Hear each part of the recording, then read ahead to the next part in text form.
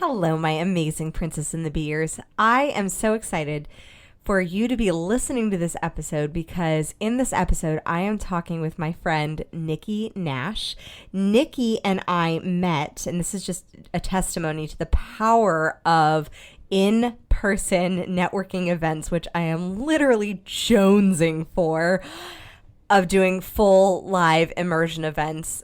Nikki and I met at Brendan Burchard's HPX, well, back when it was called the High Performance Academy. So we met outside the bathroom, not intentionally, but I do have to say, there is a poignancy for ladies to get up and go to the bathroom at networking events. I have met clients standing in line for the ladies' bathroom.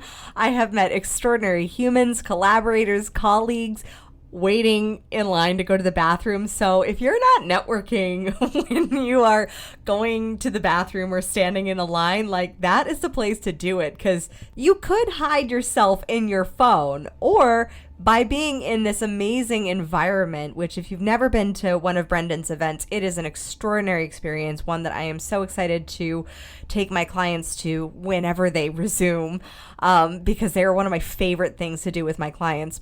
So I met Nikki not in line for the bathroom, but I did meet her leaving the bathroom.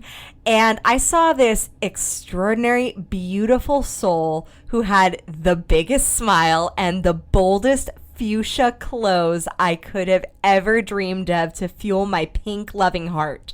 And I saw her and I said something along the lines of whatever you got going on, girl, you are working it. And she and I just connected and talked. Suddenly we were involved in this amazing conversation of dreams and big hopes and possibility. And she literally just was such a beautiful ball of energy that when she said that her dream was basically to be the next Oprah, I said, I have no doubt that that is going to be happening. I said, you're going to go beyond Oprah. You're going to be the only Nikki Nash. And that is why I am so excited for you to meet this extraordinary marketing genius, first of all. And second of all, Hay House author Nikki Nash. She is extraordinary. And this episode filled me with so much joy recording it. I am so honored and excited to be bringing it to you today. So get your notepad out, because you're going to want to be taking some notes with this one, because she does drop some serious marketing bombs that you are going to want to take note of. And we dive into all things from authorship to marketing to growing your business. And I believe we even touch on shoes, which is definitely the key to unlocking my heart. So thank you so much for diving into this episode with me. And now I bring you the amazing, extraordinary Nikki Nash.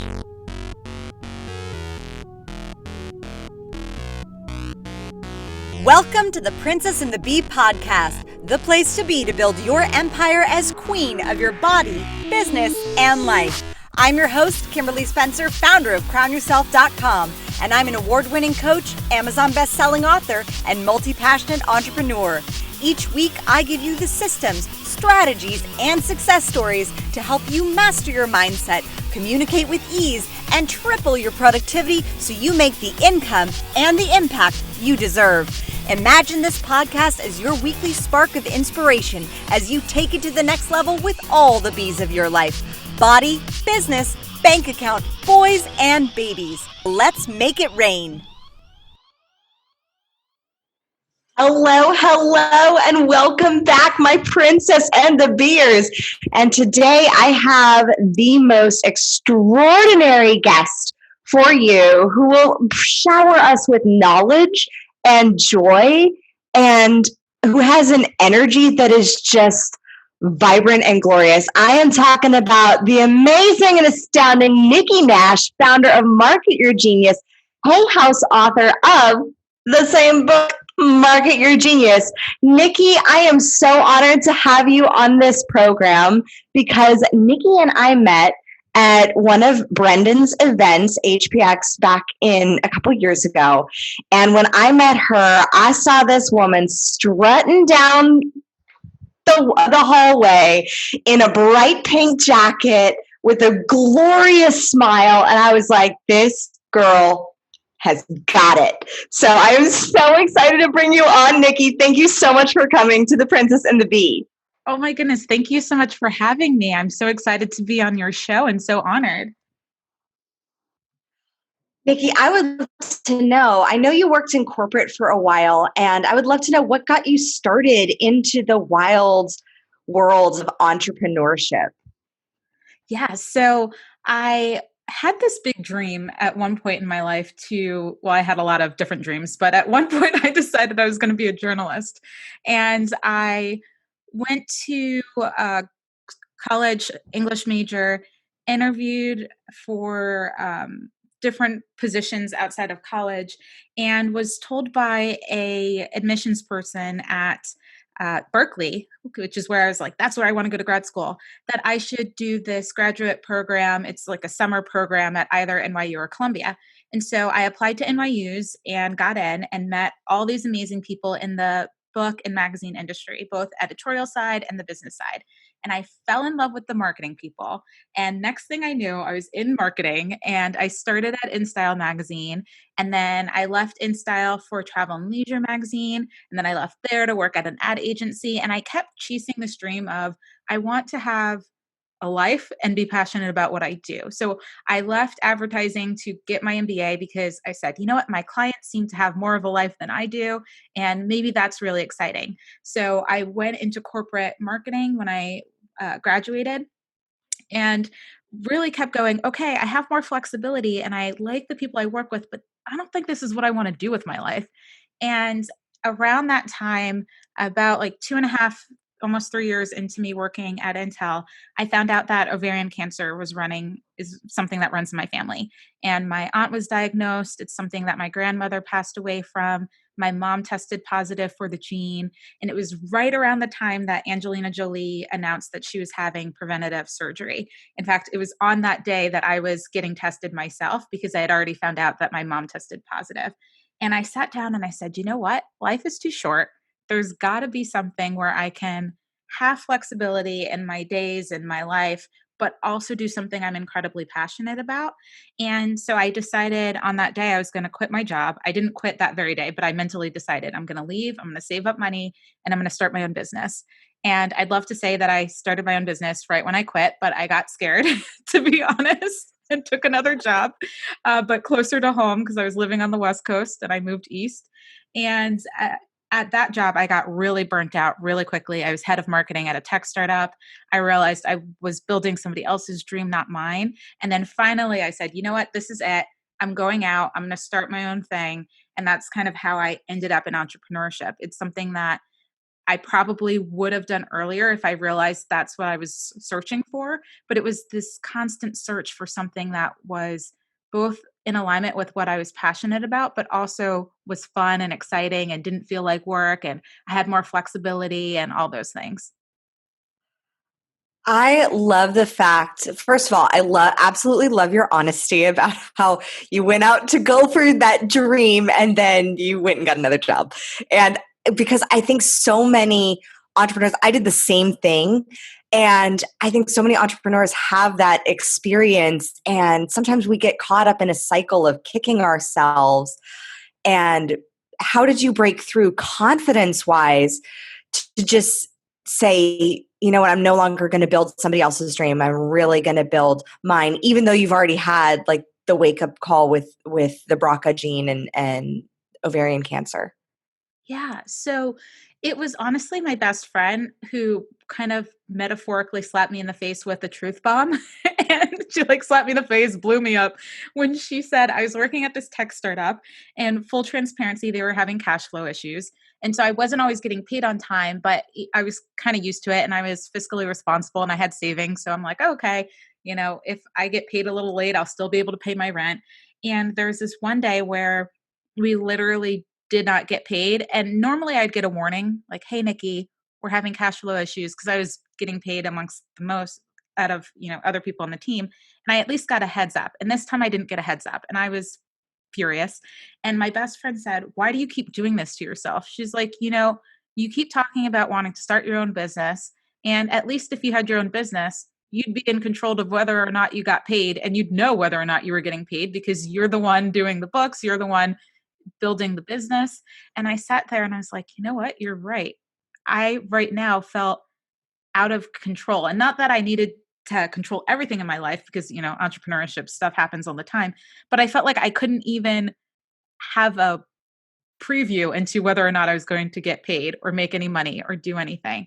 And so it was really kind of hitting this, I don't want to say rock bottom, but it kind of was. I didn't have the money I thought I was going to have in my bank account. I had gained all this weight from being stressed out. I stopped dating because I didn't feel good about myself. And my best friend's like, how long are you going to do this to yourself? And so I think it was at that point where I said, you know what? I'm willing to take the risk because anything's kind of better than where I'm at emotionally right now. Oh, girl, I feel you. I had the same experience with, except for it wasn't my best friend. It kind of was my best friend, my husband, but it was finding out I was pregnant. And suddenly I was like, oh crap, this version of me, I need to go for my dreams for the sake of my son.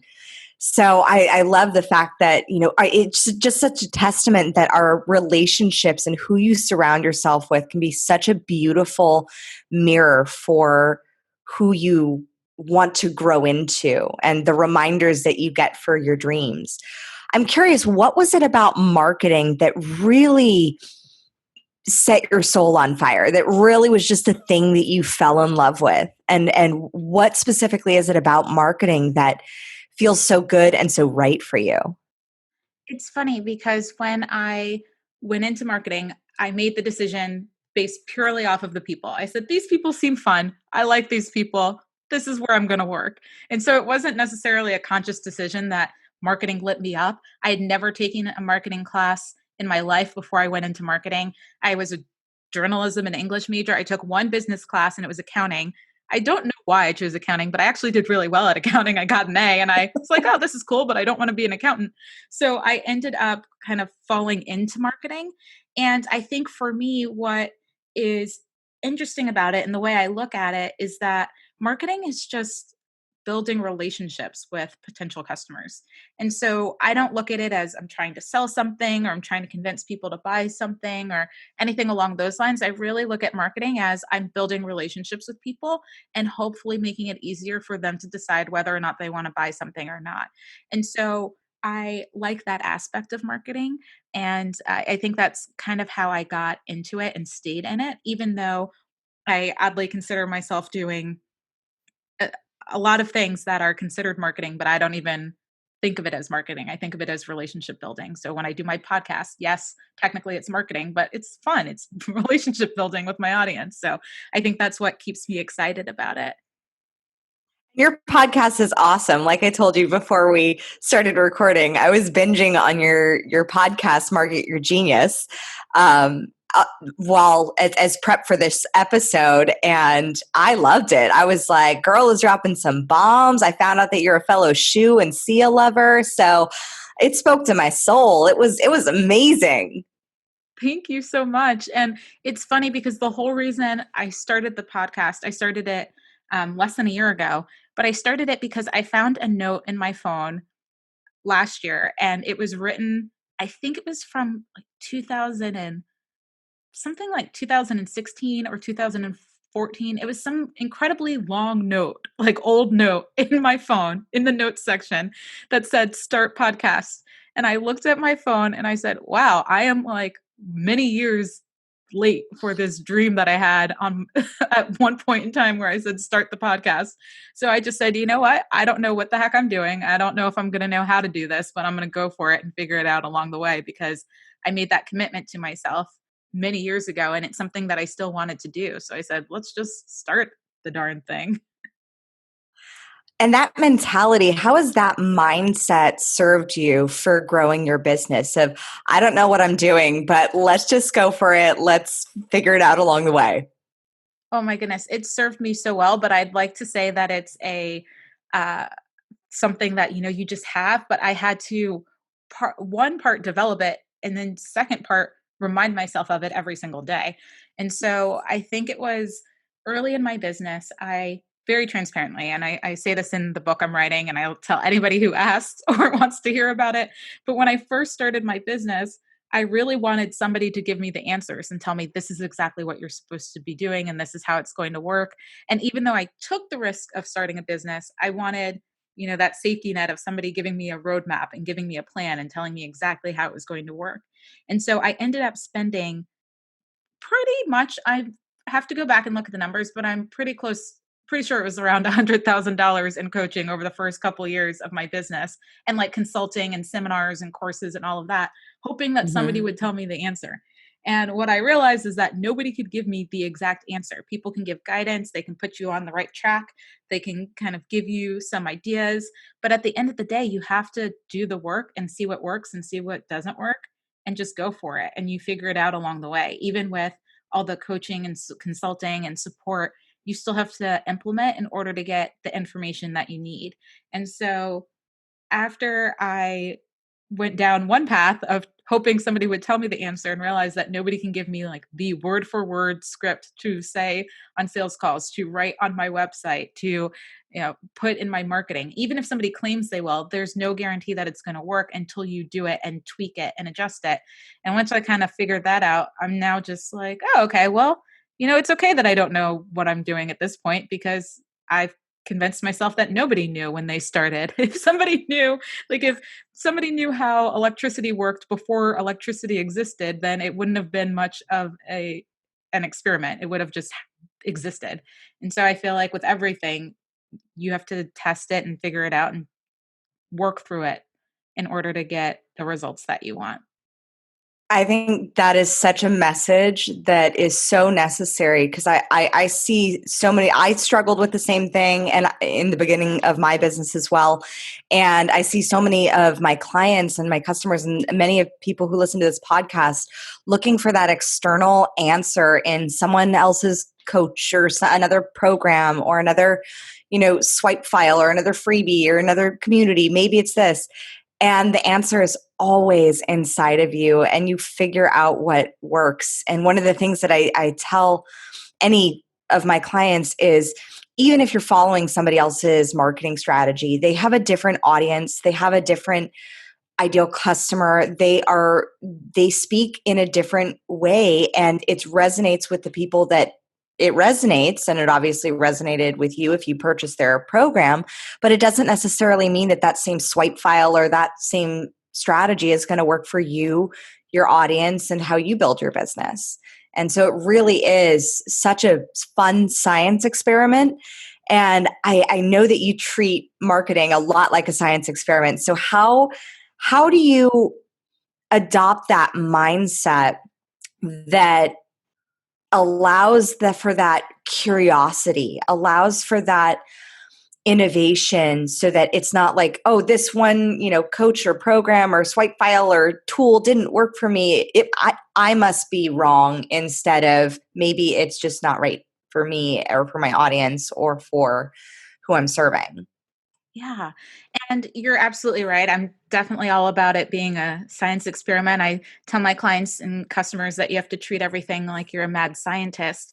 And I think from a mindset perspective, there are a couple of things that goes into it. And the first is really whether you're spiritual or religious, I just like to believe wholeheartedly that I'm not doing this alone. Like the universe or somebody or something out there or has my back along the way. And so I'm not going to be like completely lost or completely stuck. If I take a step, I will figure it out. And it's a combination of just faith and unwavering belief in myself that I am equipped enough to figure things out as I move forward. And I think that when you have that and you combine it with the realization that nobody can give you the exact plan to do anything. And even though, and I'm 100% agree with people's, philosophy, whether they said, hey, webinars worked for me and I can teach you how to do webinars, or a 3-part video series, or a challenge, or whatever the other marketing tactics that people want to put out there. I'm not against them. My only point when I speak to people is to say, listen, you choose the tactic, and then you have to realize that you're going to have to customize whatever anybody tells you for yourself. And so at the beginning of the year, I have people plan out what I call experiment cycles, where I say, if you're going to choose webinars, you're going to do webinars at least 8 times this year, over and over and over again. It's great if you want to do it every week or every other week, but you're going to do it at least 8 times this year. And you're going to do it and know that if something doesn't work, it's okay because you're going to do it again in, 4, 6, 8 weeks. And so just having that mentality of, oh my goodness, it's okay because I'm going to do this so much this year, it's going to work. It's almost like the philosophy that I share with people around sales. If you speak to 100 people, it's really hard to have 100 people say no to you. Like, it's possible, but it's hard, especially if you're getting in front of the right people. So if you're doing a plan that seems, to make sense for your business and you do it a lot of times, sooner or later it's going to work and you're going to learn along the way. And when you can kind of take that pressure off of yourself for this one program or this one video series or this one Facebook Live or Instagram Live or whatever it is that you're doing is the end all be all. When you take that pressure off, it becomes a lot easier to go, oh, okay, well, this is just a science experiment. Let me see what works. Let me see what doesn't work because I'm going to do this 6, 7, 8, 10, 15 more times this year. So it's no biggie if I mess up on this one. And I love that because it's such a resilient mentality of and playful as well, where it just allows for you to take that pressure off of this is the one thing, this is it. If this fails, then this, that, and that, whatever. And it, a lot of times what I see with a lot of entrepreneurs who stay struggling is they make that one marketing strategy or that one marketing tactic, and the fact that if it doesn't work the first time, define all of who they are and define their identity as a business owner. And that's not necessarily the case. How have you been able to separate your identity as a business owner from the stuff that you put out into the world? Ooh, that's a good question. And I'm going to be honest, I don't know if I've completely done that well. I know throughout my business, my very first launch, which I thought was going to be the end all be all, nobody purchased, like not one person. And I remember thinking, oh my goodness, I'm never launching a group program again. I'm never doing this again. Nobody wants it. Nobody wants what I have to offer. And I went down this whole mindset rabbit hole. And then I spoke to, after a few months and I kind of calmed down, I spoke to some friends and they were like, oh yeah, my first launch bombed. Nobody bought anything. And then you realize that you're not alone. And so I think for me, in terms of separating myself and what I do from who I am as a person, I mean, I get that nowadays, if somebody says no to buying something from me, it could be that maybe I'm just not a fit and I'm not a fit for everybody and I'm cool with that. It could be that they right now are not in the space or the energy to say yes, that's just not where they are. Mm-hmm.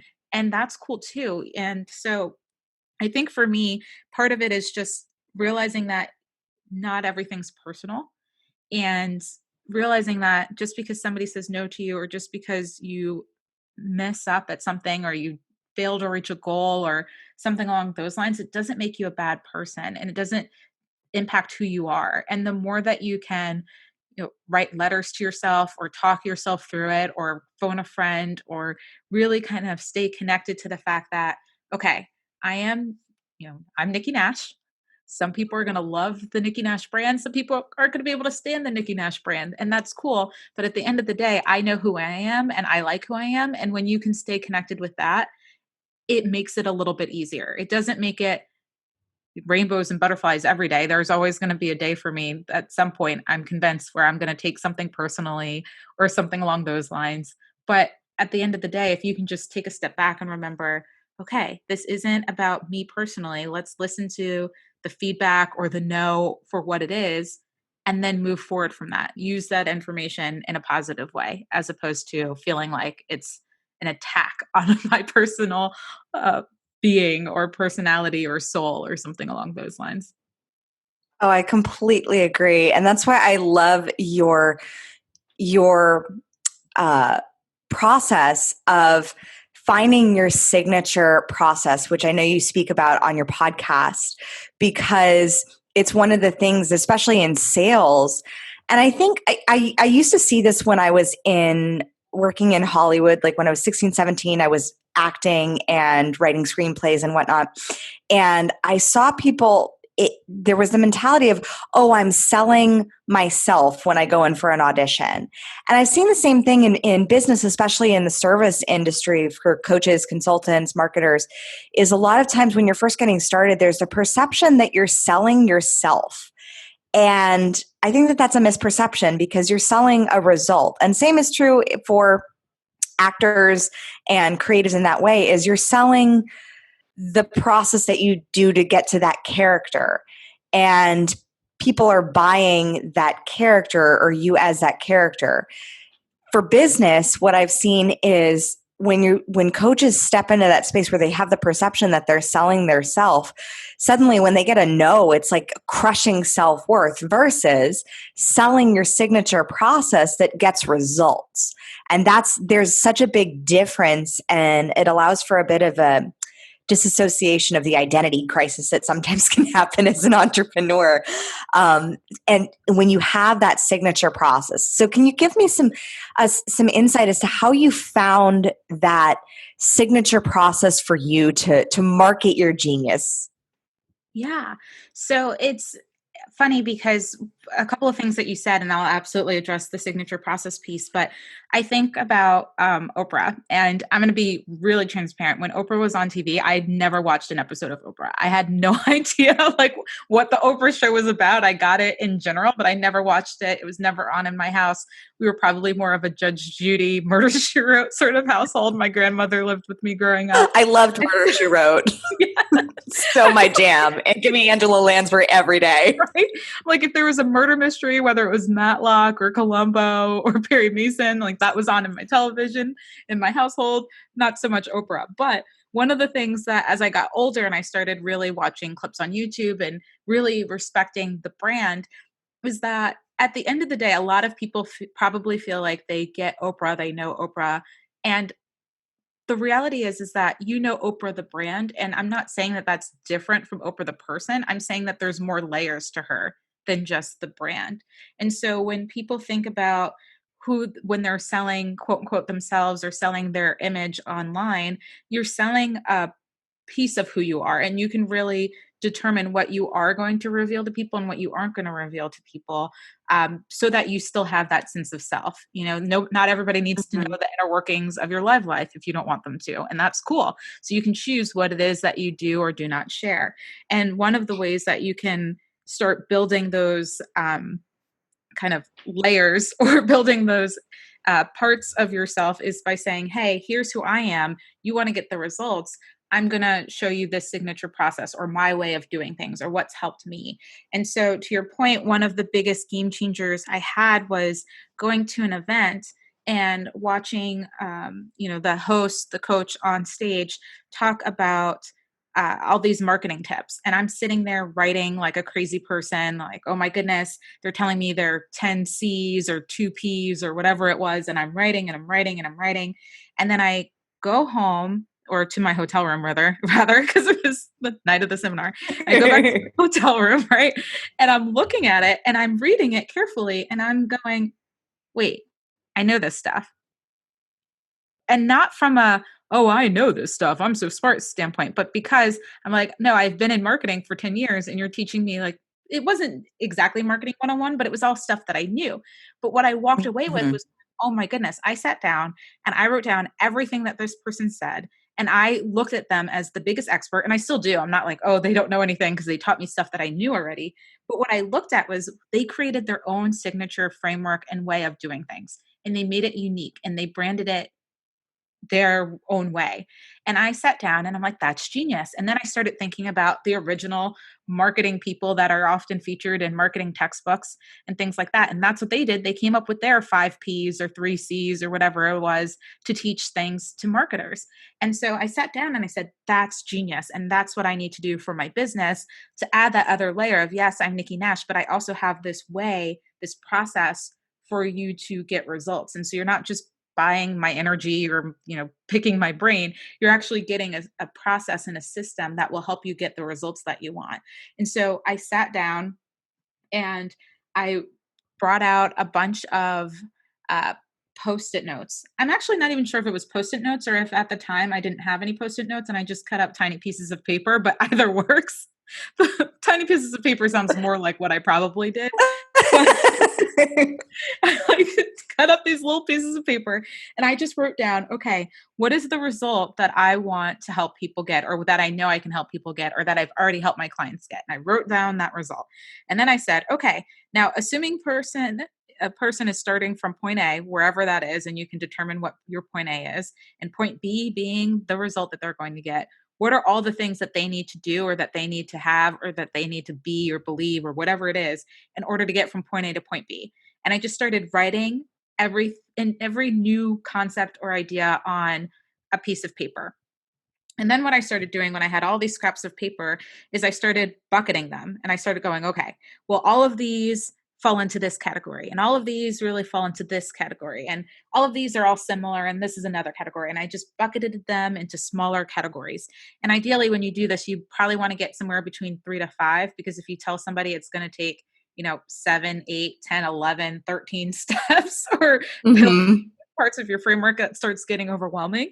So I just kept niching them down or condensing them until I got, for me, it was 5 different categories in terms of what I think it takes to really build a profitable and sustainable business as an entrepreneur. And I started going, wow, this is great. I have my 5 things. And then I started trying to get, creative. And I said, all right, can these all start with a letter? Can each word start with a letter that spells something out? And I couldn't get that to work. In an ideal world, I would have had 6 and I could have spelled genius, but I couldn't really do that with what I had. So I'm like, all right, never mind. I'm like, can I get everything to start with the same letter? And then I did that. And so everything starts with a P. And then I sat down and I said, okay, so when somebody comes to work with me, these are the things that we're going to work on together. And this is what I think is important to really help people build their business. And that's how I sat down and started coming up with, okay, this is my signature system. And what's cool about it is that you can treat, depending on what you're doing and what you're working with people on, all the systems together, or you can focus on one in particular. So for example, with my book, Market Your Genius, I'm focusing on one particular pillar because, truth be told, I showed my editor my outline at the publisher. She was like, these are 5 different books. Like, your 5 pillars could each be a book on its own. Please don't put them in the same book, because it's going to be really long and it's going to overwhelm people. And I was like, okay, good point. So I had to choose the one that I thought would make the most impact as a first book. And then naturally I was listening to her and I said, so what you're telling me is I can write 5 books. Got it. We're going to start with the first one. Let's start with one and then build on. But oh my gosh, I love the fact that you have a whole Market Your Genius book series. Yes. That it's going to be like the Nikki Nash Chicken Soup for the Soul series, but for your market. Yeah, I love it. It's got its own series already mapped out in my head and also partially on paper. Amazing. I'm curious, how have you changed from when you started on your path as an entrepreneur to where you are now? Like, what's been the greatest evolution, both from a mindset perspective? I love that question, because I was going to say, I feel like a completely different person. I mean, I'm very much the same person, but I think from a mindset perspective, doing the work every day and consistently, and I've been in business for somewhere around 4 to 5 years now. And I think, wait, that's not even right. Hold on. I quit my job in March of 2016 and it's 2020. Hold on. No, 4 years. Okay, I did the math backwards for a second in my head and I was like, 6 years? No, it's 2016 to 2020, so 4.5 years. And I think for me, probably the biggest shift has been just really getting to a place where I believe things being really possible, like really saying, oh my goodness, I can actually have anything that I want. And I remember early on, I would binge listen to Abraham Hicks. So for anybody who's really into woo, I was listening to Bring on the woo, Nikki. Yeah, I was like, Abraham Let's Hicks. talk channeling. Yes. was like, we're going to channel Abraham. And I was just remember listening to this, and I have it written next to my desk where it's the steps to manifest. And it's just ask for something. And then the second piece is not your work, like the universe or whatever you believe in, Abraham, God, the universe is bringing you what you want. And then your job is to stay in that vibrational alignment with what you want. And then just get really good at staying in that vibrational alignment of what you want. And then you manifest stuff. And I think doing the work over and over again, and for me, from a mindset perspective, just realizing that, part of it is not my control. In fact, the majority of it isn't in my control. I can set intentions, I can take actions and move forward in the direction of what I want. But when I signed my very first clients, it's not like I knew this person is going to call me on this day and say yes to working with me. Like, I had no idea. I just knew that I had something that I can offer. I knew what I wanted to deliver. I knew that I was asking the universe for it, and that I was taking actions to potentially get in front of people. And then everything else was just kind of up to the law of attraction, if you're into that, or, manifestation, if that's what you believe in, or the universe just doing its thing. And so for me, from a mindset perspective, I've gone from this place of being like, I need to know exactly where everything is coming from and how it's going to work out and stressing out about it, to going, okay, you know what? I don't have control over everything. I can just keep taking action and keep moving forward, and things will work out. Amazing. One of the things that I have been working on with a lot of my clients is finding that sort of knowing, that trust, that faith, that I don't know what I'm doing, but I'm going to figure it out-ness that always generally, in what I've seen from coaching, it generally leads to greatness. It generally leads to great things coming out of it. But where in your body do you feel that sort of knowing, that sort of just feeling of manifestation, of setting that intention, of doing the work, of having those intuitive hits that just are like, let's start the podcast, reach out to this person? Where would you say that you find it or feel it? Yeah, that's an interesting question, because I'm going to talk through this. Maybe the answer will come out as I'm speaking, and I'll discover it along the way. But for me, some things that I distinctly remember is I've always felt like an intuitive person. Every decision I've ever made pretty much in my entire life has been based off of this gut feeling that this is the right thing to do.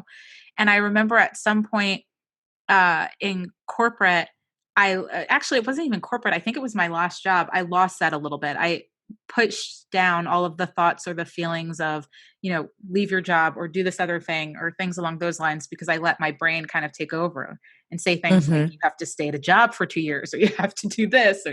And I think for me, when I just feel it, it's just one of two things happens. Either I just kind of have this overarching like sense of calm, like my whole body just feels calm. And I don't really know how to describe it out other than that, where I just feel like this just feels right. I'm not stressed. I'm not anxious. It just feels right. And another thing that I also know that happens is sometimes things just come out of my mouth like a declaration, and I don't even know what I'm saying. Like, I'm just talking, and all of a sudden I'm saying things. And so I distinctly remember I was at an event with Hay House. It was a Hay House event, and I was there, and Reed Tracy called me up to the mic to be able to ask a question.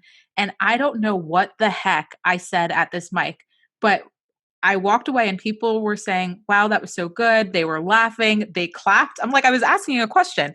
And then at some point, I know I said to him, I can't wait for you to publish my book. And I'm like, what am I talking about? Who am I? And then, fast forward, Hay House is publishing my book. And Reed Tracy was the guy who called me to let me know I got the book deal. So sometimes it's like, you're just, for me, my body just takes over and it's like, this is what you want. You're declaring it right now. It's going to happen. And you just feel in alignment with it. I'm like, okay, cool. Can't wait.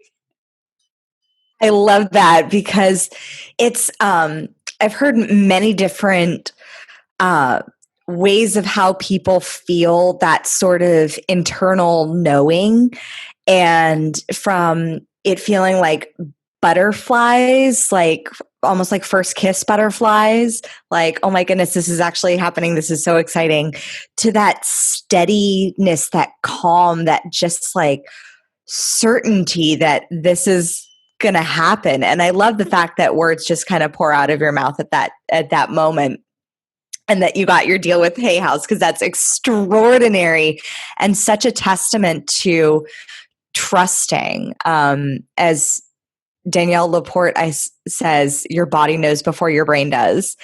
And I have found that to be so true, just in knowing and making those decisions. And especially as a business owner, to go a little woo in a way, and find what is the differentiator in your body from that, from knowing like what is a fear-based, like a knowing that's really that you're stepping into something that's new and unfamiliar, but it's really part of your journey and your greatness. And the fear that's just like, oh, hell no, don't go there. Don't go down the path. Don't do that thing. And where each of those land in your body, determining that and being able to have the discernment to tell where, it can give you such a powerful clue to know that what to lean into and what to lean away from, or possibly run away from, like a corporate job. Or like for me, that would definitely be a corporate job, because I would not fare well in corporate. Yeah. And one of the tricks that I would do with myself when I couldn't tell, because my brain is really powerful in the sense that it can convince me that anything's a good idea or anything's a bad idea. Like, it's just great at that. We're really good at logicking, especially when you're smart, right? Like, I'm great at logicking myself or whatever, like making up words, but I'm really great at that. So one of the things that I like doing is when I have to make a decision and I'm really like overthinking it or I'm stuck, I write down all the options or all the things I'm deciding between on different pieces of paper. Apparently, I recycle, guys. So I'm a big recycler, but I also apparently really like writing on paper. So I'll write these on like 3 different pieces of paper, and they're little small pieces of paper. You could also use Post-its, because apparently I'm a sponsor of Post-its. This episode is sponsored by Post-its. And I like write down the different decisions, and then I fold them up in a little piece of paper and I mix them up and I choose one. And then I automatically will have a gut reaction as to whether or not I liked or didn't like what I just read on that piece of paper. And so that helps me go, okay, I clearly don't want to do this. I was trying to convince myself it was a good idea. But when I'm able to open it, read it, and I'm either immediately super excited or disappointed, then I know, okay, this is really not the thing that I want. And that helps me out a lot too, when I can't feel it or I'm overthinking it. How has being a woman, or that woman's intuition, served you in growing your business? Yeah, you know what? I think being intuitive and having that kind of sense of this feels right or this doesn't feel right and this is the direction I want to go in is honestly what's made my business. And I think there are so many things that I've wanted to do or that I felt really truly felt was a good idea, and logically it might not have made any sense. You know, there are so many reasons that my brain could have said, all right, do you really want to start a podcast this late? You know, podcasting got big like a certain time ago. You have a hard time tracking who's actually listening. Like, there are all sorts of logical reasons that I could have said, I don't want to do this, or why I shouldn't have, written a book proposal and submitted it. Like, the chances of you getting it, like, logic will always get in the way. And so I always find that when I have a strong reason to do something, even if it doesn't make sense to anyone, that it's the right thing to do. And sometimes, you know, you make decisions that maybe don't make sense to anybody else, but if you feel it in your body that it's right, it's going to be right for you. I remember when I told my friends because I was living in New York, I had a job at an ad agency. I was working on one of the biggest accounts. And I remember telling my friends, hey guys, so I'm going to quit my job and I'm going to go get my MBA. I'm going to move somewhere. And they're looking at me like, okay. And then I did it. And they're like, really? I'm like, no, it felt right. And then I remember calling up my friends and saying, hey guys, I'm moving to Portland, Oregon. I'm literally moving to the other side of the country to a place I have never been to before. And it's going to be great. And they're like, really? I'm like, it just feels right. And so being a woman and being somebody who has intuition, you may do things that make zero sense to anybody else. But, I have really great friends from both of those experiences. It's been something that has allowed me to move forward to where I am now. I have stories from Intel and my experiences there and things that I learned about myself and about marketing in my book. Like it all, when you look back, connects and makes sense. But at the time that you're making a decision may not make any sense to anybody, and that's okay. I completely agree. I look back on my own varied careers from being like starting in acting and screenwriting to then becoming a Pilates instructor to then owning an e-commerce business to now being a high performance coach. And to me, that process makes a lot of sense. But most people are like, you've been in so many different industries. And that's why I think when knowing the business that you're really in changes the game, because when I look back and I know the business that I've really been in, it's always been in transforming people's stories. The stories I wrote as a screenwriter and the plays I acted in as an actor, like those were stories of transformation. I transform people's stories about their bodies. And then as an e-commerce business owner, I transform people's stories about what was possible for their back pain. And now that's what I do on a daily basis as a coach. But I think when you see that through line, when you look back and you can kind of, when you know the business that you're really in and the kind of purpose work that you're doing and you trust and have that faith that your intuition is always going to steer you right, even if it seems crazy. Absolutely. Because if you really look at my career and my education and things that I've wanted to do growing up, one could objectively say that it makes no sense. It's like, so you were an English major, you wanted to be a journalist, and then you ended up in marketing, and then you ended up starting your own business, and that has nothing to do with, what people may think I should be doing. But at the end of the day, how do I build my business? I write, I create content, I do all these things every day, and it all makes sense to me. And at one point, my very first dream, and I'm still a believer that it's going to happen, so I'm not even worried about it, but I wanted to be an actress. Speaking of like where you started, I wanted to be an actress. And I was so concerned with my ability to do it because I didn't see a lot of people that were successful that looked like me. I wasn't sure if I was thin enough. I was all sorts of in my head about it. And so I just didn't go for it. I used to like read backstage publications, look for auditions, and then I'd be like, no, I can't go. I'm not good enough. And now I have Oh my goodness. Yeah. And there's that trust that you know that someday it'll come. I mean, Oprah got the color purple. Absolutely. It all will work out. And so anything that you want to have happen in your life, even if you're thinking, oh my goodness, it's too late, or I've gone down a completely different path, or can I do this career change? Yes, absolutely. You can do whatever it is that you want. Going back to Abraham, all you have to do is ask for something and then stay in alignment with what it is that you asked for. And bam, take action, stay in alignment, magic happens. Exactly. I love it. I love it. Nikki, I would love to get into a little bit of rapid fire with you to wrap this bad boy up because this has been so extraordinary. I have loved every moment of our conversation. Me too. All right, let's bring on the rapid fire. Bring it on. Who is your favorite female character in a movie and why?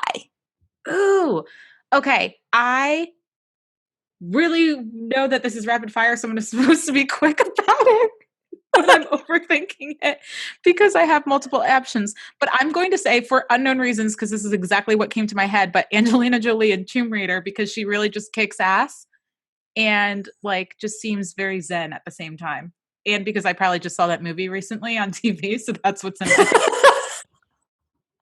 If you were queen of a country, what would be your prime focus? Ooh, okay. Prime focus, queen of a country.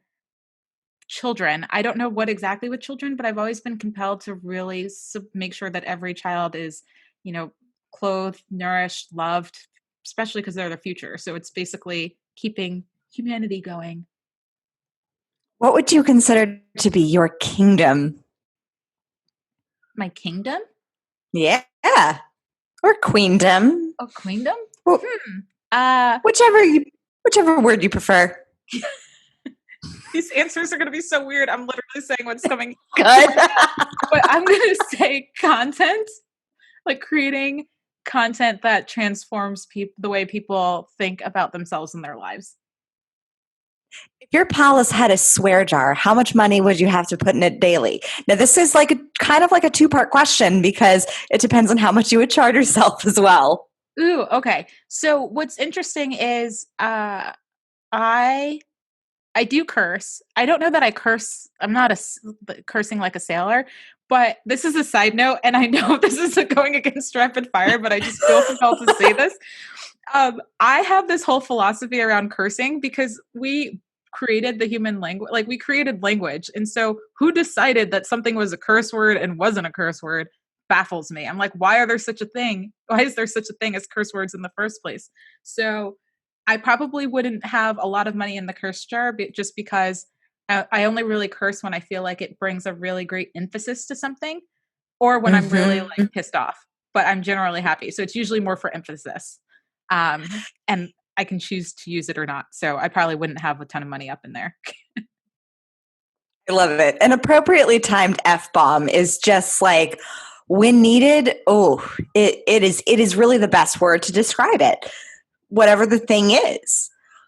Agreed. What woman would you want to trade places with just for a day? Ooh, okay. Just for a day, I am thinking, wow, two people came to my mind, so I'm going to do them both separately. The first is Kelly Ripa because I've had this vision of like having a really cool TV show and working in the morning, plus her husband's really hot. So I would think it'd be really cool to be Kelly Ripa. And then obviously Oprah because that's who I aspire to influence the world the way she has. I don't know if I actually want to be Oprah, but I do aspire to have that level of impact for good. I want to change the world for good. I love it. And when we first met, you told me that one of your goals was to have like a talk show of some sort. And so I totally believe that it's in your path. It's happening. What message do you want to share with the world? Oh, I want everybody to know that anything is possible and that they have the power to create anything that they want in their life. Like they can honestly create a life that they're madly in love with. And lastly, yeah. Sorry. Oh, last question. I love it. Oh no, go ahead. If you have more of your message, stand on your soapbox like a pageant queen and share it. No, that was the end of it. I just needed to add despite their circumstances. Lastly, Nikki, how do you crown yourself? Ooh, I don't know. I don't know. How do I crown myself? I think, I don't know. Every day I just remind myself who I am. And I make sure that if I stay in alignment with who I am every day, I am daily acting like the queen that I am. Amen. Nikki, where can we find you? How can we work with you? When is your book coming out? Share all the things about your awesomeness and where we can find you and connect with you more. Yes, absolutely. So if this was entertaining or you resonated with the way that I speak or what I say, definitely listen to my podcast. It's Market Your Genius because I bring on guests every week. And then I also do an episode that's solo, just me riffing and talking on something. So I feel like it's a good time. My website is also marketyourgenius.co. So marketyourgenius.co. So you can get great content there. You can, where's my phone? So I have this new thing. I think it's super cool, but I actually don't know if it's working internationally yet, but it's okay. Long story short, I have this app where you can text me and it goes to my phone, even though it's not my personal cell phone number. But in case anybody wants to connect with me that way and ask questions, it's 646-603-1324. And then the country code is +1. So people can text me there too. And you asked when the book was coming out, and it is coming out in August of 2021. So we've got a year essentially before it comes out. Amazing. Nikki, you are just getting started, my friend, and I am so excited to celebrate you all along the way in all of your glorious, bright, beautiful style, and you're strutting your way into your genius with amazing shoes, because that we're shoe people. So thank you so much. I don't leave my house. I basically wear flip-flops or I'm barefoot. I'm like, I should probably leave the house now because we're still quarantined in New Jersey for the most part. So I'm like, not wearing any fancy shoes.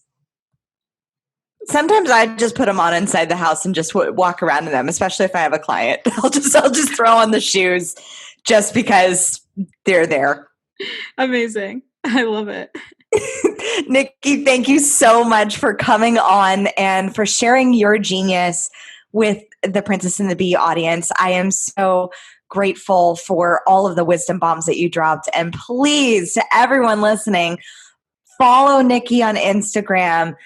Get on her email list to get her book, because this woman is just a powerful force to be reckoned with, and she is just getting started. So I am so excited to know you, and I am so looking forward to your book. In fact, I'm looking forward to the whole series of books that's coming out. Yes. Hopefully Hay House will be prepared to publish all of them. Hay House, get ready. As always, my fellow empire builders, own your throne, mind your business, because your reign is now. Till next time. Thank you so much for tuning in today. If what you heard resonated with you, be sure to subscribe and share your breakthroughs and ahas with me by leaving a review on iTunes so I can keep the magic flowing your way. And if you aren't already following us on social media, come experience the extra inspiration and queenly convos on Instagram at Crown Yourself Now, or visit our website at crownyourself.com. I am so excited to connect with you in the next episode. And in the meantime, go out there and create a body, business, and life that rules.